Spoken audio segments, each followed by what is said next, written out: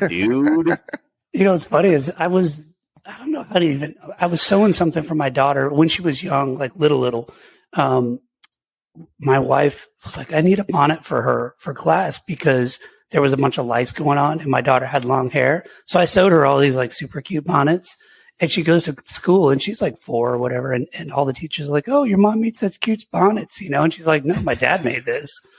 Because we all learned to sew and we had sewing machine and not even riggers. None of us were riggers, but we all learned to sew because if we wanted gear or, whatever, we had no money. So we'd have to make stuff. Yeah. So a lot of old recon guys are pretty good seamstresses. Don't tell anybody. That lack of money thing is very real. And I think people don't realize it because you look at, and I'll just boil it down to the kind of the soft community, right? So Air Force, SEALs, even Green Berets get a lot of money. Well, MARSOC now too. I've had the MARSOC now does. I've had the spoon in my mouth. Historically, and in the normal Marine Corps and even the Navy it's